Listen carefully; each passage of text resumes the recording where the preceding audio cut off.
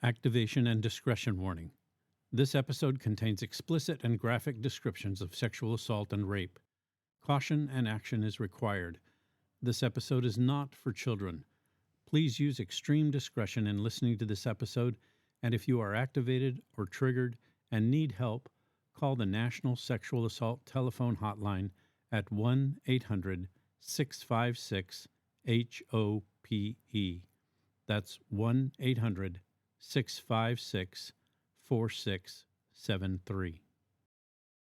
One of the reasons that I feel comfortable and willing to have this conversation is because people just don't hear people talking about the fact that these things happened to them. And because they don't have a way to figure out how to start talking about their experiences to other people and begin that process of healing.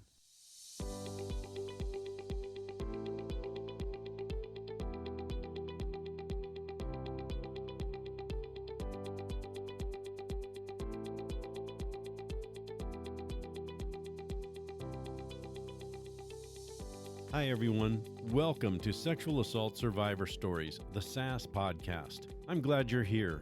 You've just tuned into one of the most important podcasts that you may ever listen to, because the purpose of this podcast is to provide a safe space for victims and survivors of rape and sexual assault to share their stories and connect with others who've been through similar experiences. However, there are other important aspects to this podcast: community, education, and support.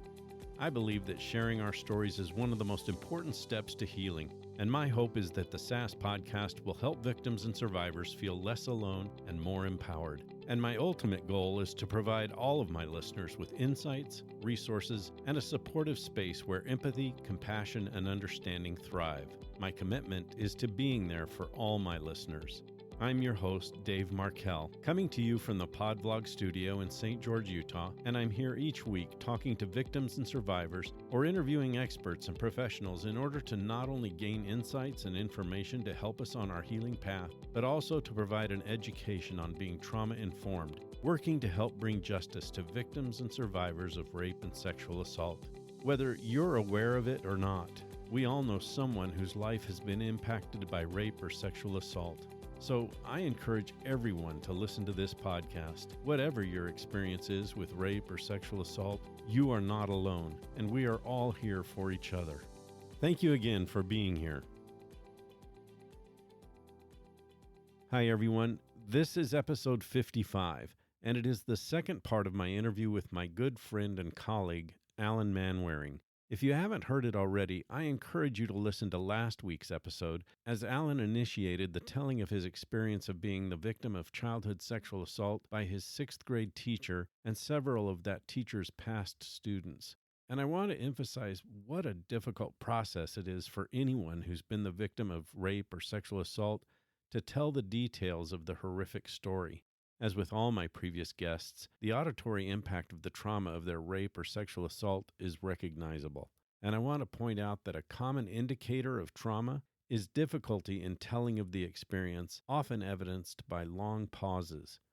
This is due to the fact that trauma interferes with declarative memory, the telling of the experience. You hear this in Alan's retelling of his rape experience. I mention this by way of not only explanation, but also as an education to those who may not understand why those long pauses happen. I encourage you to be compassionate and understanding in your listening of Alan's experience. Scientific research tells us that the sexual abuse of boys is common, underreported, underrecognized, and undertreated. That's one of the reasons I'm so impressed with the courage and strength that Alan exhibited in choosing to tell his story here, because I want to help bring justice to victims and survivors of rape and sexual assault. A big part of that process is naming the problem, describing the problem in detail, and addressing the remedies to the prevalence. We join Alan's story with a recap of the last few sentences of Alan's last episode. Here's Alan. He'd get right up to my face, and he'd look at me, and he would just say, "Ellen, you are so beautiful. You are so beautiful. Your blue eyes are so beautiful." And his hands would be right there. And I remember feeling so uncomfortable. That's one of the experiences that I think back on with the most uncomfortableness. Anyway, I find that to be interesting too, as far as just things that I think back on or feelings that I have on feeling repulsion. And anyway. As you describe that, and I'm picturing it and looking into your face and your eyes while you're talking about it, I am so right there with you in the terms of repulsiveness, because you think about all the other things that were done. Having someone show you their penis and then coupling that with knowing that those people that were showing you those things and doing those things to you were intimately related to that teacher. Yeah. And then have him do that to your face and put his so close to yours, just coupled with those feelings of wrongness that you knew, this does not feel comfortable. This is not something I'm enjoying. Right. As you and I have talked enough to know that I have a really hard time talking and describing, the stuff that would happen. I think it's important to put in context, if it isn't clear already, that, these situations where, he would show me his penis and then explain about how important it was to get fluids and things like that. I mean, these were things where he would evolve into, like, he would have me put my mouth around his dick and draw his fluids. And then when I'm talking about the things that would occur later on at that overnight trip, for example, in the tents, when he was showing me how fluids would go in other ways, that was the first time that he would actually put himself inside me. So the kinds of things that would happen and all these things evolve into were, I was being penetrated on a fairly regular basis by the end of that year. And there were other things that would go on in that whole process too that I find so bizarre. And but I just wanted to be clear in the context that one of the reasons that I love that book so much that James Rhodes wrote, and that one quote that I love so much about what he said, abuse is when the police officer down the street tells you to, the words he uses is to fuck off, because that's abuse. And he says what happened to him was rape. And he says when a 45-year-old man sticks his dick in your ass, that is rape. And I hate using those kinds of words. But anyway, and his whole point is, it's important to call things what they are. And in my situation, that's what it was. And that's just what it was. So I think that's the reason I think that I'm also so haunted or traumatized about the other feelings from this kind of thing, where with the face right up to your nose, being told you're beautiful and all that stuff. I just find it interesting that kind of experience is, to me, equally, if not even more sometimes, haunting than having somebody put themselves inside me from the backside. Anyway, I just have always found that to be an interesting concept. And I think this speaks to some of the issues that we've talked about in terms of having these intellectual and feeling understandings try to connect more all the time, including like sex versus intimacy. 7th grade, for example, I go to a different school. Elementary school's over, and I go to a junior high school that's not the same school anymore. Through junior high school, I didn't want to date. I had no desire to date. I wasn't attracted to women. I wasn't attracted to men. I wasn't attracted to anything. I didn't want to do that stuff. Of course, I would date. I would go on dates, and this really actually continued even in college. I think that speaks to the issues of separating and confusing the experiences then to what real intimacy and love are or should be. That's the other thing I find so interesting is I don't really think until I really started going through therapy and addressing these things in the last 7 or 8 years, I don't think I've really sat down and really put dots together so much and really sat down and thought to myself, okay, when I was in high school or whatever and had no attraction to anything like that, why would that be? I don't think that in high school I was thinking that was because of that stuff from before. I just don't think I was thinking about it. I just don't think I was thinking. I mean, and it's not that you don't put that stuff out of your mind because and everyone reacts to these things so differently. Like when I'm speaking, I'm always only speaking of my experience. And I don't know if this is a male thing or if it's whatever, but it doesn't surprise me that so many guys who have experienced these things when they were kids don't talk about it.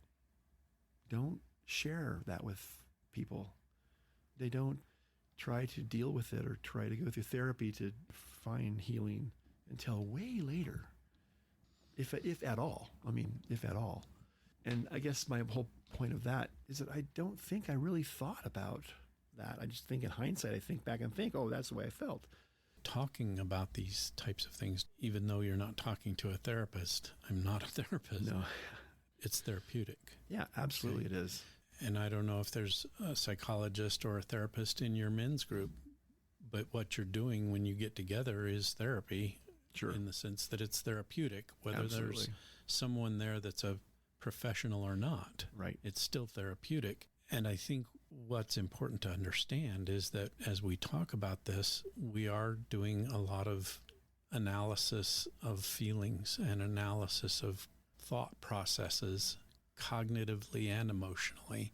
What's important for me as a host of a podcast like this is that I am so appreciative of you and the other guests who've been on this show that are victims and survivors who are willing to talk about it because, as you said, as individual as everybody is, there are commonalities in all of this that other victims and survivors need to hear from the guests that are on this show to feel less isolated. Right. To feel that commonality, to feel that camaraderie, and to maybe listen to the commentary between you and I analytically about all this, because it helps them process some of the questions in their own mind. Why do I feel this way? Right. Why does this keep coming up? Why does something non-sexual feel more intrusive and harmful or as harmful as the sexual aspect? Right. Contextually, even the ability to talk about it and what you just brought up, especially with men, we don't talk about this stuff. Right. Part of that is socialization and what our upbringing taught us about masculinity. Part of it is hormonal because testosterone does things differently than estrogen does in the thinking process and in the reactive process.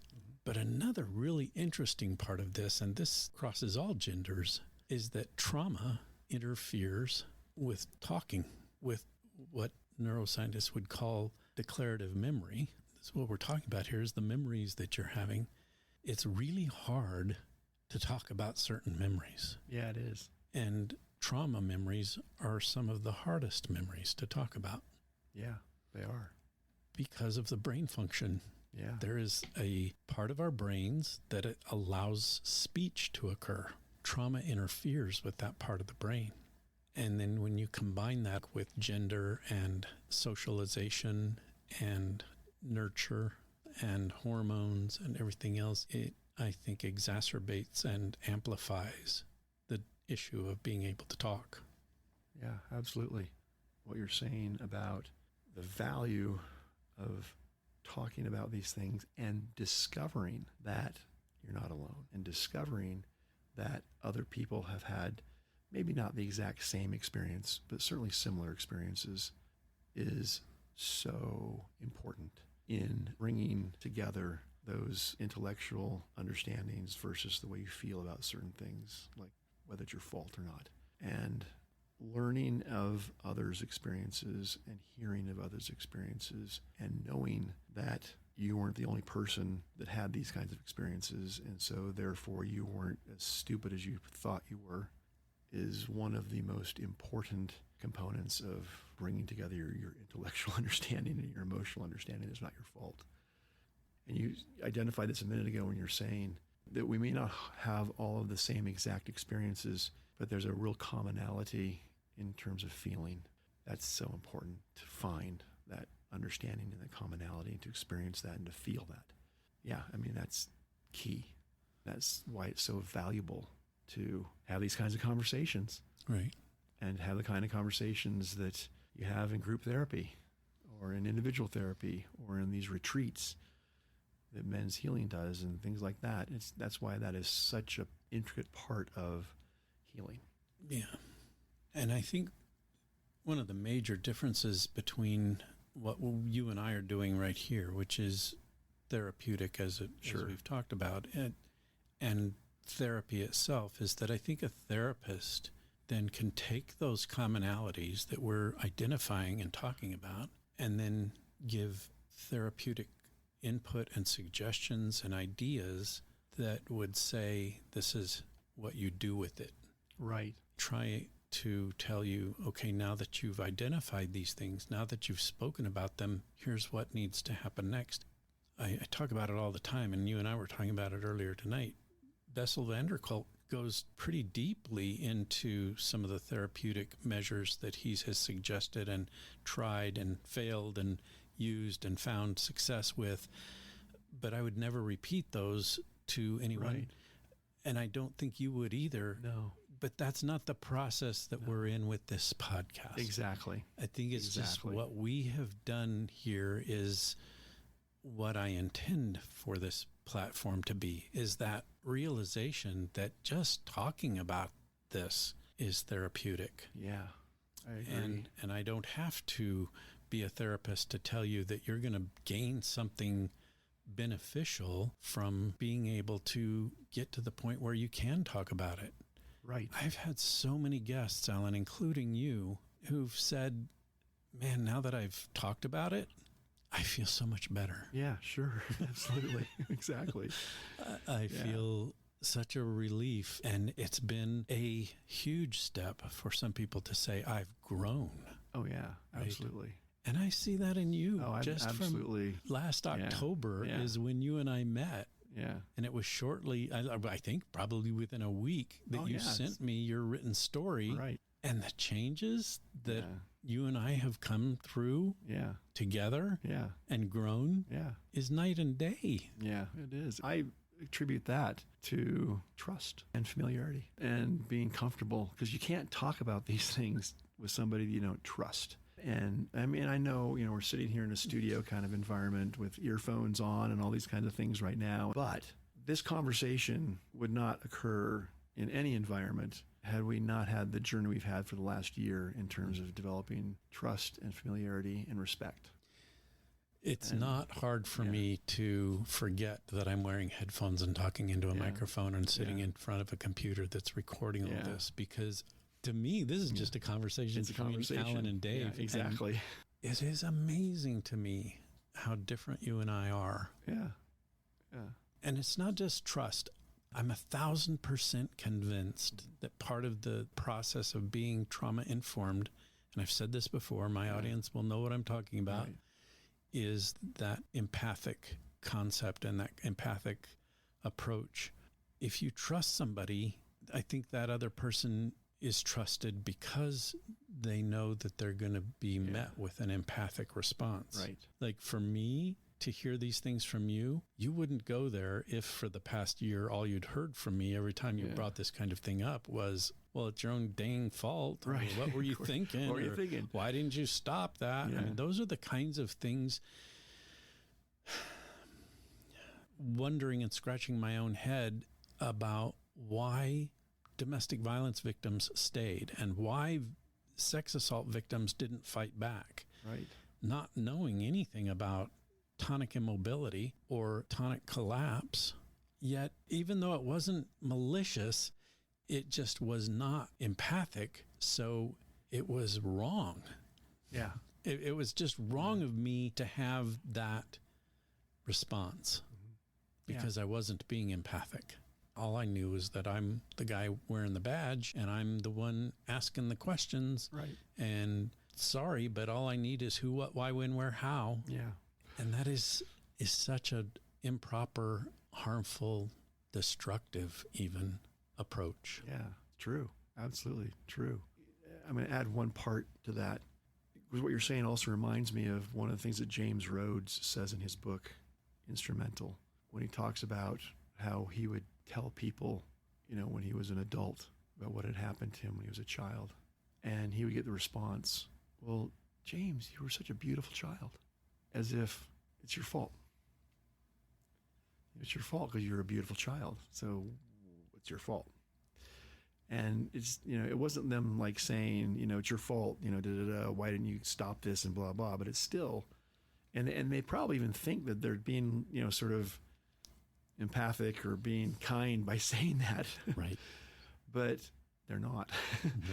Because in no way, shape, or form do you want feedback from people who are trying to be kind to you in hearing your story to imply any kind of fault from you. Absolutely. And because it just isn't real. I mean, he was like 5 and 6 years old, even way younger than I was. And anyway, but it's just, you just don't want to hear that. And that's so non-productive and so destructive. Yeah. Very destructive. And anyway, but the other thing I got to say about what you were just saying a second ago is that one of the reasons that I feel comfortable and willing to have this conversation with you in this setting is because people just don't hear people talking about the fact that these things happened to them. And because they don't have a way to figure out how to start talking about their experiences to other people and begin that process of healing. You always hear that kids who were abused are kids who were neglected, kids who came from bad families, kids who came from lower socioeconomic situations, kids who came from families who were not educated, and so on and so on. And that's just not true. And so one of the things that I hope that occurs from these conversations is that people will understand that these things happen to kids who have very educated parents, who came from very educated backgrounds, who are very educated themselves now, and not from families who were abusive. I think that's one of the myths of this whole thing, is that this only happens to these kinds of people. And it doesn't. It happens to lots of kinds of people from across the spectrum, including people who come from fairly good backgrounds. And love. And love. And that's... love. Yeah, you hit the nail on the head when you said that. The misconception, the myths of all of this is that, yes, the victims are from these backgrounds, but the one that hit me the hardest was they must come from homes where abuse is occurring and they're neglected. And that's the farthest thing from the truth in your life. Yeah, absolutely. And in my life. Yeah. And in fact, some of my abuse came from my mother, who I'm not even sure she considered what she was doing sexual abuse or a sexual assault, because it was her way of expressing physical and emotional love to her son. Right. That's where a lot of incest comes from. Yeah, I'm sure it does. And You really hit the nail on the head when you brought all that up with me, because it speaks to the prevalence of sexual assault, both in the child world and in the adult world. I think people have these misconceptions and myths floating around in their heads, and one of the big ones is that it doesn't happen very often, but Right. that if it does happen, it's because of the criteria you mentioned. Right. It's so erroneously off base. It's so wrong, and tends to strengthen the rape culture. Right. I agree. And I don't know if, like, one of the reasons that I waited so long in my life to deal with all this kind of stuff was because I probably had those perceptions too. And I'm like, I'm not going to talk about this. I mean, good grief. I'm a well-educated person, and these things don't happen to well-educated people. And if I talk about this, then, anyway. What will people think? Yeah, what will people What think? will people think of Yeah, me? right, exactly. I'll just take a lower status in their perception of Sure, me. exactly. Because they'll know that I was actually, Yeah. which is exactly the mindset that perpetrators have in who they choose to assault. Mm-hmm. When I was working for the military, that was one of the things that a colleague of mine brought up was, who is a perpetrator going to more likely assault in the military? Are they going to more likely assault a private or a general? Because the general's not going to say, happened to me. Because it never happens to them. Nothing bad ever happens to a Nothing bad, general. exactly. That's right. And if that did, Yeah. what would everyone else think about you? You're not worthy to be a general. Yeah, I think understanding perpetrator mentality is as important as understanding victim and survivor mentality and emotions. There's a lot to understand dynamically on both sides. Yeah. And I think it's high time that we make these podcasts. Yeah. We need to talk about it. That's why I'm sitting here. Is because I just feel that if 20 years ago or if 30 years ago, people had been talking about these things in the context that we're talking about them, I may have had a head start on my healing process. That's the other part of my story, I guess, is that I never in a million years would have believed that what happened to me would have happened to anyone else. That reminds me of something else that someone said recently to me. I can't remember what the context was. Having had gone through these things, you never really know what causes what in your life. But I do know that for whatever reason, I have felt very isolated my entire life, and I have felt very alone. And I know that feeling of alone is a very common feeling among those of us who have experienced these things. That is a very normal feeling. Yeah, and I'm glad you brought that up. I think you can know cognitively that trauma is isolating and makes you feel alone. But even when you know that as an adult, even as you're acknowledging it, it doesn't make the aloneness go away. I think it does eventually, but it's really a slow adaptive process, Right. to understand emotionally that you are not alone. And it just struck me as a remembrance that that's why, psychologically speaking, in therapy, group therapy is so important. Yes, it is. That's one of the biggest reasons, is because you don't feel alone.